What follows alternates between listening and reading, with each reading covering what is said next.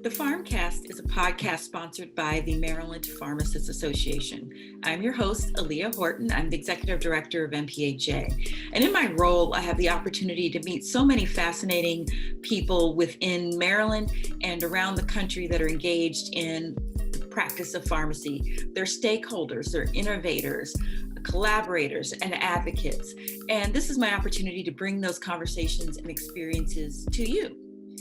And it's another way that MPHA is fulfilling its mission to strengthen the profession of pharmacy, advocate for pharmacists, and to promote excellence in pharmacy practice. My hope is that at the end of these conversations, you will leave informed, engaged, and connected to pharmacy and our Maryland pharmacy community.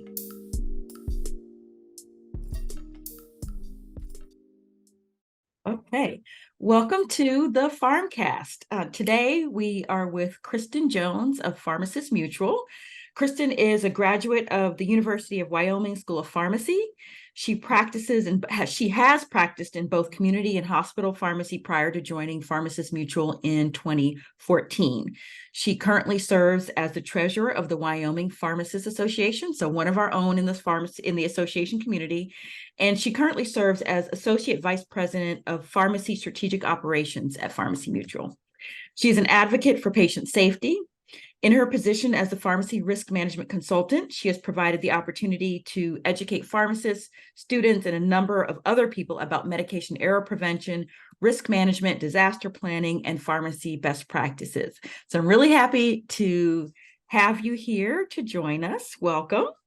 Thank you.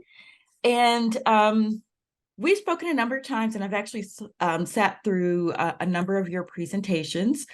For the listeners, the National Alliance of State Pharmacy Associations hosts a leadership seminar, so to speak, a workshop with the chief executive officers of state pharmacy associations and their incoming leadership.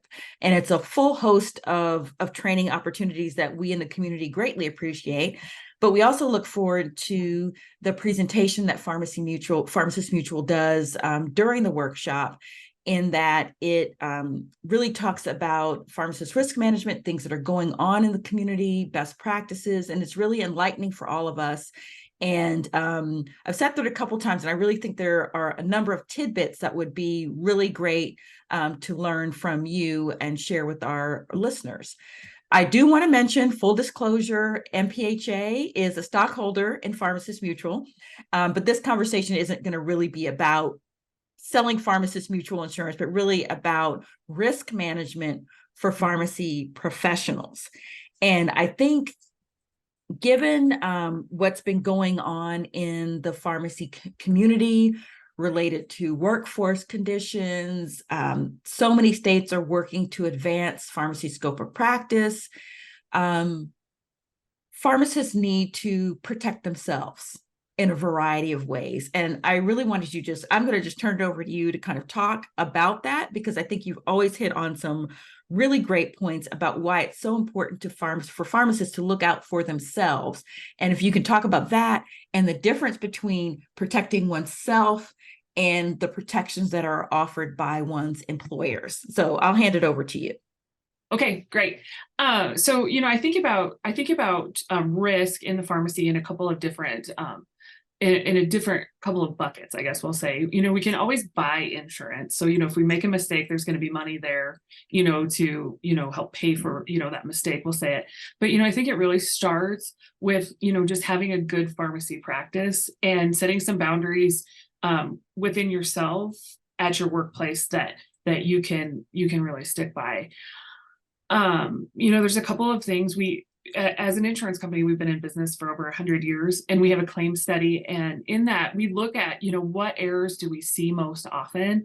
And half of the time, people get the wrong drug is usually what happens when we see an error.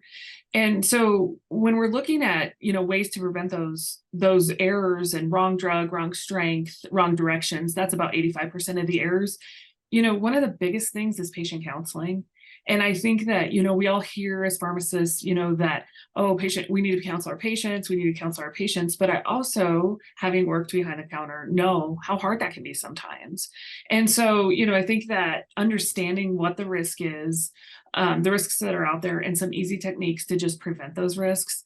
And so, like I say, patient counseling is such a huge thing. And I think sometimes we get caught up in, what is patient counseling? How long does it need to last? When really we can gain a lot of information about our patient from one question that I think, and that's, what did the doctor tell you this was for? And I think if you think about this as a pharmacist, if you have the wrong patient or wrong medication in your hand, and you ask your patient that, and they tell you a different indication for the drug that you have in your hand, you're going to know right away. You're also going to gauge, kind of what that patient has talked to about their doctor. And that might just lead to another couple of questions, or it might just be enough that you say, okay, well, here's some side effects you might expect, or, those sorts of things. So I'm talking a 10 or 15 second encounter with your patient that can do so much good. Now, obviously, we have to be able to, as pharmacists, to have time to get out there. And so my other thing, and this was a personal goal of mine when I was practicing, was making sure that the people around me were trained and understood why we did the job we did.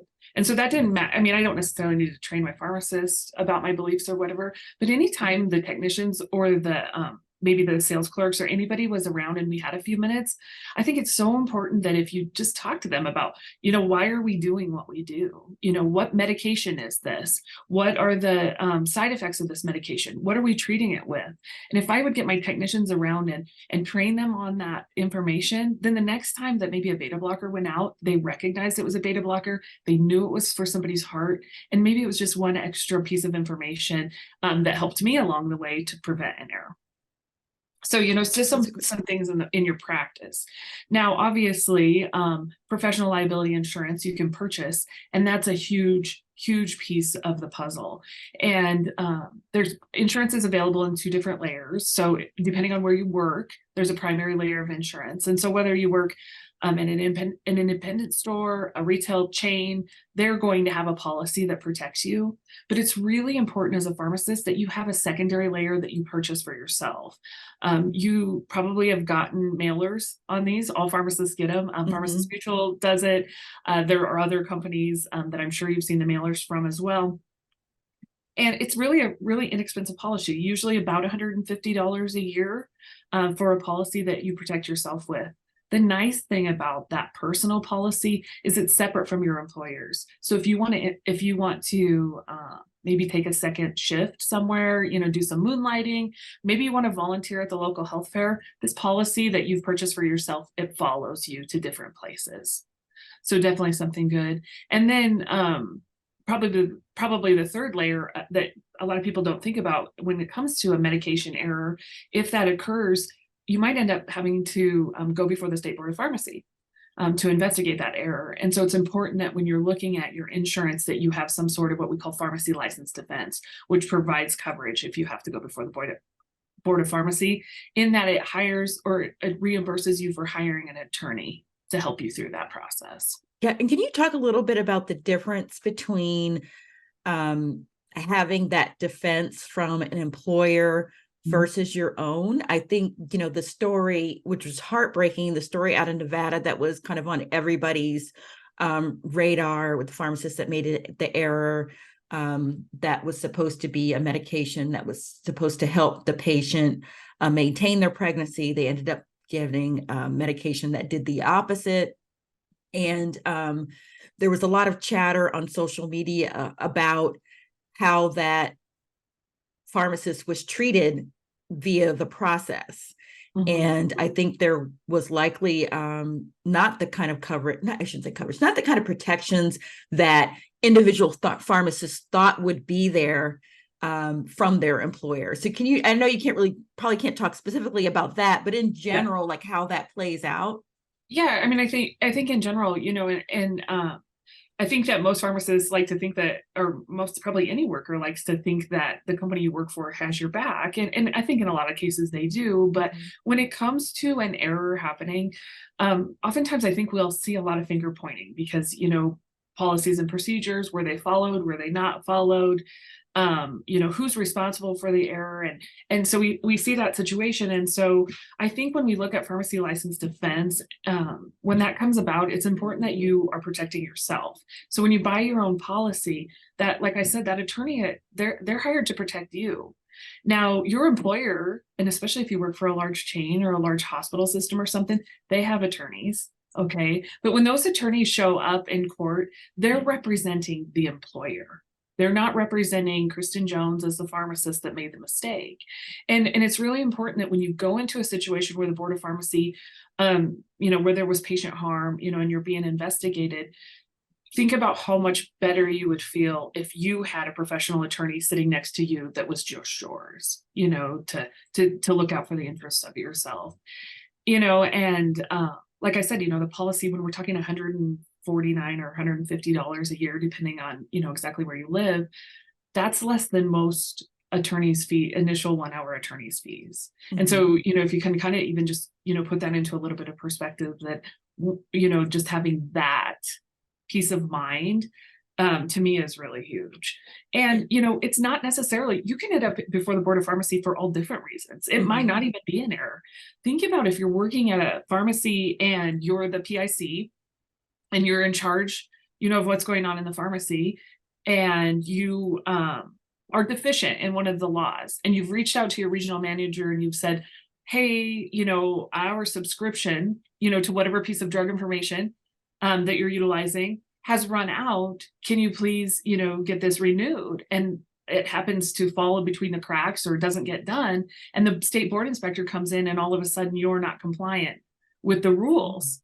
And you end up written up and maybe have to go before the Board of Pharmacy. Well, again, like I said, your regional manager isn't going to be there. Usually it's going to be the attorney, that's representing the corporation and you yourself.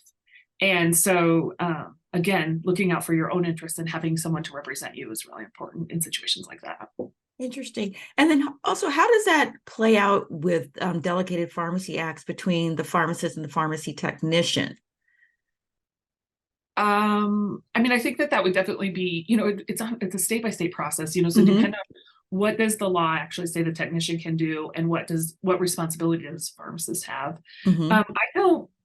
I tell most of the people right now, especially because there's some gray areas, if it's not a designated task, so take technician immunization, it's a designated task now. And so, the liability of, the administration lies with the technician, but here you go, where it gets a little bit crazy is the pharmacist still has to be the one that checks it prior to giving it. Okay, right. Or, verifies it, all of that process. So when we start looking at, liability in those situations, where exactly did the error occur? And is the line gray? Is it a gray area there? And is that something, and actually, I don't remember this from the other previous presentations. Is that something farm techs should get their own as well? Yep, absolutely. Definitely. Yeah. Especially because we are seeing so many more duties that technicians are, given, immunizations. There's a lot of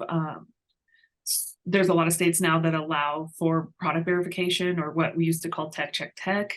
Yeah, we just added tech check tech, remote ordering, and that codified the vaccinations in certain categories in Maryland for pharmacy techs. Yep. So definitely. So, technicians, they can be named in the lawsuit as well. And the policy even for technicians is a little bit less even, with those same protections. So those same professional liability protections and also that license defense protection as well. Yeah. And one of the questions that I often get, and I think other pharmacy associations get from the membership, and when we're out there fighting tooth and nail to advance scope of practice, they say, oh, this is going to impact our liability, our liability insurance. And from what I remember, and you can verify this as well, is that the liability insurance covers whatever's in the scope of practice. So if it's within the scope and you're doing it, then it's covered. If you're doing something out of scope, then you've got a problem. But it's not like, you have to get a whole new policy or do different things if pharmacy law changes and the scope is expanded. Right. Okay. Yep. So definitely. So what you're saying is right on track. It's important that you understand, though, that an insurance policy is a contract. And it's important that you make sure you read that contract. Now, I can tell you what Pharmacists Mutual's policy says in terms of coverage and scope of practice, but if you happen to purchase a policy from a different company, then you need to make sure you read the definitions, the coverages, and the exclusions Okay. within your policy, and that's going to tell you exactly what's covered. Pharmacist Mutual, we spell it out. We say pharmacy services, including, and then there's, I don't know, maybe up to 13 bullet points there now of stuff. And we also have a little kind of catch-all that says whatever is allowed by your state law or something along those lines. But we come across insurance policies even now for pharmacists that exclude immunizations, which just to me floors me, because I'm like, is there a pharmacist in the world that isn't probably going to be required to give an immunization at this time? In this time period. So so make sure that whichever policy you have purchased, that you read like I said, the definition, the coverages, and the exclusions. Yeah. So you know what's covered. Yes, read the language, read the fine print. It's very important. So we've talked about some of the individuals, and I think like pharmacies, they have their business coverage. But I wonder, are there extra things that they should get, or is there anything that sort of falls through the cracks when pharmacy owners, because I think pharmacy owners are pretty in tune to what's going on with insurance, because they've got a larger scope of responsibility for the place of business as well as what's happening in there. Is there anything going on in the industry that you might like to share that would be of interest to our members and listeners? Right. So definitely as a business owner, I would think that looking and seeing what your cyber liability policy, if you have a cyber liability policy, again, what the coverages and definitions, the exclusions within it, and what the limits are, because it's really, I think a lot of times we think, oh, well, we're in a hosted environment where, our pharmacy system might be, kept up in the cloud, and, whoever is running your system is in charge of it. But the data that you house, or the data that you collect from patients, is your data. And so if you get hacked, and I know that there's a lot of people that think, nobody cares about my little independent pharmacy, but that's kind of where the people are, the hackers are going into these smaller organizations. You could have HIPAA violations, cyber liability. They can get in, they can steal money out of your bank accounts, that sort of thing. So definitely double check cyber liability policies, what those look like. And then one that I think goes by the wayside a lot, and I hate to see it, is employment practices liability. So generally pharmacy. So generally pharmacy owners, we go to school to be pharmacists, and then we come out and we open a pharmacy, and we might maybe have a little bit of business, but we don't learn a lot of HR or human resources policies and procedures. And so sometimes we're not the greatest managers, and we don't hire and fire correctly. And so we'll end up with lawsuits. And so employment practices liability, or EPLI, you might hear it called, is really something important for a business owner to look into and make sure that they purchase it. And that just protects them, that if they something goes sideways with an employee and they end up in a lawsuit, then they have coverage for that lawsuit. Oh, that's interesting. So, yep. Very, very important. And, you think, we're working in a small pharmacy, there might be only a few of us, and, oh, that won't ever happen to us. But unfortunately, we see it happen, maybe fairly often, I guess I'd like to say. Not, I mean, when it happens, it's bad. Yeah. And I was just thinking about when you're talking about the cyber liability, I won't go into details, but you and I are aware of some things that have happened within the pharmacy community in terms of some of the cyber breaches. And what I've learned is that there can be a challenge, like even if you have the coverage as an individual, as a pharmacy owner, you're responsible for having certain practices in place for protections. And then you have to follow those procedures to maintain the coverage. Otherwise, it can get into some gray areas. Can you talk about that a little bit? Yep. So definitely. And also, it's really important, again, when you purchase that policy, that you talk to, whether you're purchasing it from an agent, that person really goes through what you're buying, because people think, oh, I have cyber liability coverage, and if somebody steals my money out of my bank account, then that coverage is going to give me that money back. Mm-hmm. Well, usually that's not the way cyber liability coverage works, unless you have what we call an endorsement or an addition onto your policy, if that's available through the company you're purchasing it. Mm-hmm. So some of those cyber liability, the policy is in place. It helps with maybe the investigation of, finding your money. And that sort of thing, but it doesn't actually replace your money. So Mm-hmm. that just goes back to making sure that when you purchase your policy, or you have a policy, going through and reviewing what the coverages and the definitions are and what the exclusions are, because Mm-hmm. that's where that's going to be laid out in there. Yeah. And I think what I learned was also about doing audits on Mm-hmm. your systems to Mm-hmm. make sure that they're protected and that you have, that you have the protections in place Yep. to Yep. prevent it as best that you can, because Yep. obviously there are folks out there that are way smarter than a lot of us that are Right. spending a lot of time on this, but we have to have those practices in place to be able to protect the information that we have, to protect our resources, and it Yep. works in concert with right. And insurance. there's a great website that Health and Human Services has out there.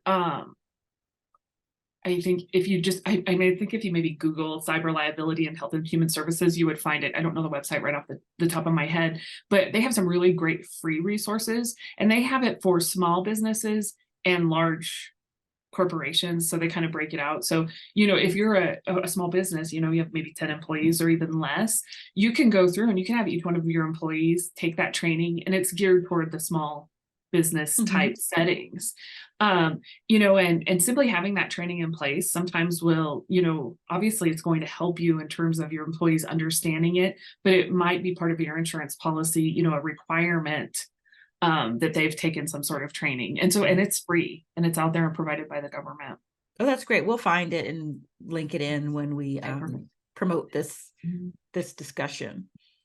Let's see. Are you able to share any examples where this is kind of going now, circling back to the individual, where having the individual liability insurance the personal one has either helped or hindered in a situation, kind of speaking abstractly on any cases that you're aware of, so people have a real example of what this means and what we've been talking about? Yep. So we had a claim in which a child had a transplant and was supposed to get tacrolimus and got tamsulosin. And she took it for a couple of weeks and actually rejected her transplant and then passed away, which is, really an unfortunate, event. When the lawsuit came through, they sued the pharmacy, and then they sued the pharmacist, the PIC. There was a lot of people named in that lawsuit. And so what ended up happening was the judgment that came out of that. Let me back up here. So usually an insurance policy has what's called a limit on it. And an occurrence limit is usually about $1 million. That's the industry standard. So essentially what that says is, in the event of a claim, we're going to pay up to $1 million, on that claim. Outside of legal expenses. Legal expenses are separate. So $1 million could go, to the victim, essentially.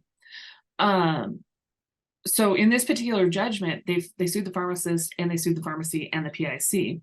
Well, the pharmacist had a policy, and the pharmacy business had a policy. So they had two limits, or occurrence limits, of $1 million each. Well, the judgment came through at $1.5 million. So the primary business always pays first. So there was $1 million there. Then there was still $500,000, left in the judgment that had to be paid. Well, thank goodness the pharmacist had a policy. He had his own policy, because then that $500,000 was paid out of his policy. Now, had he not had the policy there, then that $500,000 would have just still been sitting out there, and the assets of the pharmacy and the people named in the lawsuit then could have been at risk. Oh, wow. If they wouldn't have had that policy. So, we don't see a lot of $1 million claims. But when we do, they typically are bad, and many times they're over $1 million. And so, having that availability from the pharmacist side too is really important. Yeah. And just thinking about that impact in that specific case, and when you're talking about, that the average professional liability insurance is around $150. And you mentioned attorney's fees, and I'm in the Washington, D.C. area where it's, 400 plus, and that's like an average attorney, $400+ an hour. Yeah. And so for 1 year, paying a quarter of an attorney's hour is significant. Right. That's And significant. think about this particular claim too. So because it was a medication error, they had to go before the State Board of Pharmacy. The business had to go before it because they have a license, and the pharmacist had to go before. And so then they also used their pharmacy license defense coverage. Then the attorney represented them before the Board of Pharmacy as well. Okay. So not only in the court, in the civil court, where the victim, situation was, but then also on the administrative side. Wow. So when we talk about a hindrance, I have run into pharmacists several times that say, my company says that they don't want extra insurance limits available in case we do get sued. So I'm not supposed to be buying a policy like that.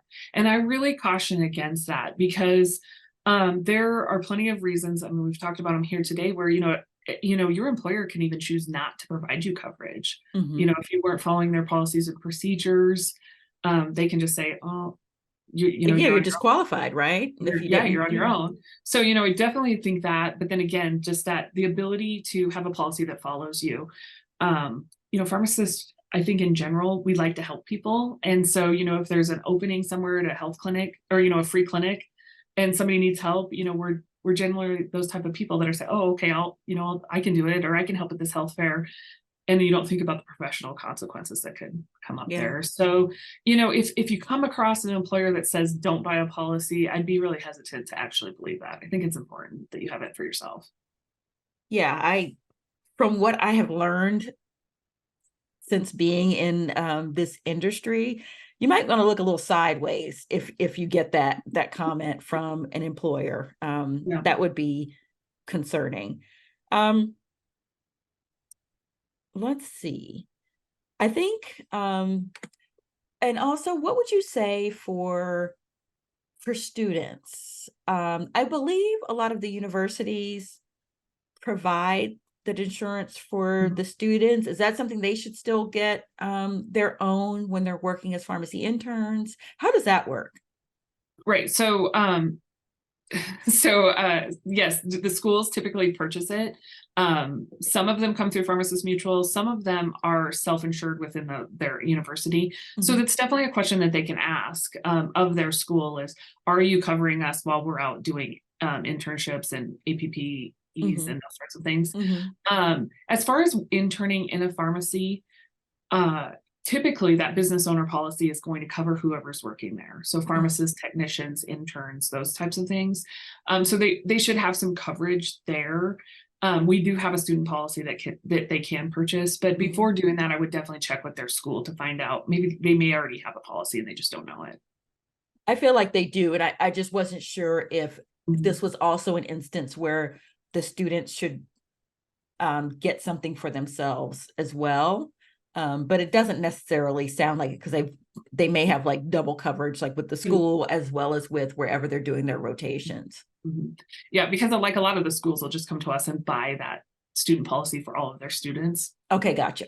Okay. So if they were to come to us, then they might already have a policy, and that's why I say they might not know about it, but they definitely have to talk with their school to find out what they have or what the school suggests for them to get. Okay, gotcha. Mm-hmm. Okay. And yeah, that one is $35. So, oh, wow. Okay. Yeah, not much at all. That's great. I feel like we actually covered a lot of good info. And I'm always amazed when you have these conversations that there's still folks out there that are not covered, not fully understanding let me not say they're not fully understanding the risks. I think the risk assessment is under a different frame. And so I'm really appreciative of having this conversation and that we can share this information and encourage people to learn more so that they can be protected, because we are in this environment where I would say, the workforce conditions conversation is at the forefront of a significant portion of pharmacists. And I think it's like 50% of the pharmacists that are work in the community space, whether that's between independent and chain. And kind of keeping in mind the challenges that are going on in the workspace and working in a safe manner. And I think all of our pharmacists, that's at the top of their list, but the conditions can be challenging. And if it comes down to an issue, again, employers are going to protect themselves, and pharmacists need to have their own kind of fence for a variety of reasons. And I do think that, here's one question I have. If there is a situation where, like we've heard about the working conditions and the challenges are many, and you're aware of them. How does that play out? If you can speak to that, how does that play out if something does happen? If there's an investigation, is it on the employer because of the conditions that are there? Is the pharmacist? Is it both? Have you seen anything within like the last couple of years where that conversation that's, is kind of butted heads, I guess? I haven't seen anything like specific in a claim where they said, okay, this pharmacist was, overworked or whatever. But I also do know the awareness brings about a lot of different things. And when we start looking at, situations, the other person that a lot of people might know is Don McGuire. He's a pharmacist lawyer that works on our team and has been with Pharmacists Mutual years and years. Well, a lot of times what he'll say to me is, how would you like to be sitting on the stand and have someone ask you, like a question like, did you think it was safe to have your pharmacist fill 400 prescriptions a day with only one technician or with no robotics or whatever, and he's, and so a lot of times he turns and he poses those questions to me. And so a lot of times I'll ask myself that, like, what is my limitation? Like, what do I feel comfortable with, working in the store?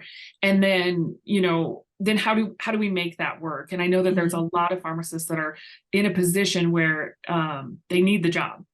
And so they have to be there in the conditions that they're in. I would say that I would say that probably at some point those, especially big corporations that have a lot of money, that's going to be at the forefront of attorneys' minds is, did the error occur because you were short-staffed your pharmacy? As the pharmacist, you're still responsible. And here's the other side of it. I think about, it wouldn't matter how much money I was sued for, if I made a mistake and someone's child died, right? It would be something that I would have to live with, myself. And so the implications are so much more than money. And so, looking at the situations that you're working in, controlling the things that you can control, setting up some boundaries for yourself, I think are really important. Yeah. And I don't want people to sit here and think, I'm just sitting in an office, and I'm telling them what to do. That's not it at all. I've been at pharmacies on busy days. I've been the only pharmacist on a busy day. I know how hard it is to counsel, but I also know that I'm there to help people, and pharmacists are there to help people. 100%. Yeah. And so, we have to support each other. And that's why I say, I think if you have support staff, really engaging them, so that they're as invested in this profession as we are, that helps you a lot. Yeah, thank you for that.